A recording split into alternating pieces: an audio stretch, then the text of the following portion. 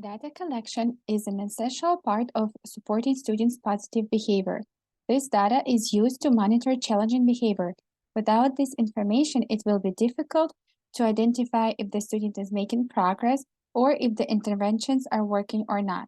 In this video, I will be sharing information about the purpose of data collection and how it is used. Behavioral data collection and analysis is important as it assists in maintaining a positive classroom environment for all students because positive behavior is a learned skill. Children need to be taught these skills.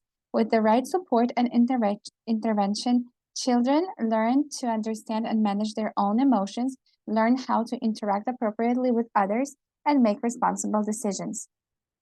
The three different methods of documenting and organizing observed behavioral data are anecdotal notes, reviews of school records, and online questionnaires. In anecdotal notes is when an educator writes down a short summary of the targeted student behavior being observed throughout the school day or a specific time frame. While recording observation, it's important to be as objective as possible. Write down only the facts, not interpretations or judgments, so this information can be used meaningfully to create a plan. Reviewing schools records such as attendance, repeated tardiness, increasing visits to the school nurse, or many instances of incomplete work are indicators that the student needs additional support. However, with this approach, it is important to note that these patterns aren't always clear indicators of internalizing conditions. In this approach, it is better to involve school counselors or the school psychologist in the process of analyzing the data to look for indicators of concern. Online questionnaires help gather information from home, including a teacher and parent or other teachers, and parent rating scale in this data collection process gives the most complete picture of the student's behavior. This is a good way to gather more in-depth information about a particular student or even about the whole class.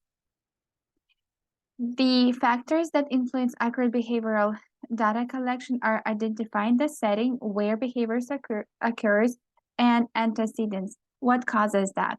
Also, when collecting data, it is important to remember to be objective and record what is happening instead of interpreting what the child is doing or just thinking what the educator is thinking the child is doing.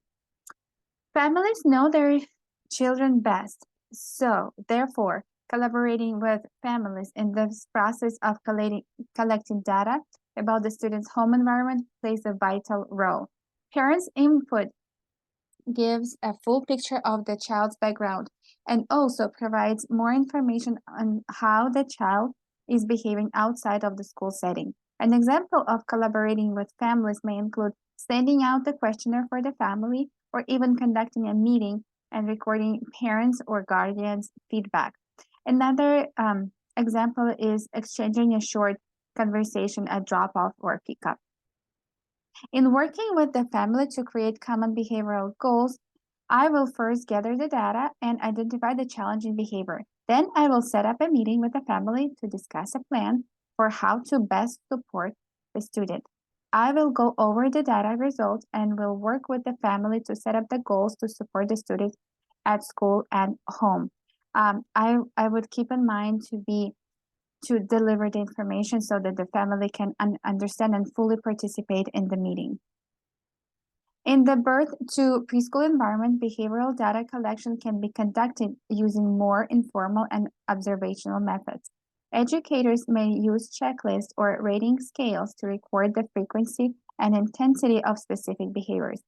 In K through grade 3 environment, behavioral data collection is usually more formal and structured. Data collection for children with and without exceptionalities differs in many ways. Children with exceptionalities may behave in a certain way because of their uniqueness or because of their disability. For these children, the behavior may be unintentional because they cannot control themselves and they cannot be accountable for their actions. And their disability interferes with their ability to make the right choices or decisions. Children without exceptionalities behave in a way because they are looking for attention or for any other reason. Their behavior is intentional. The importance of modifications in collecting accurate data is necessary because the process helps teachers understand each student's unique behaviors, identify the patterns, and address issues before they escalate.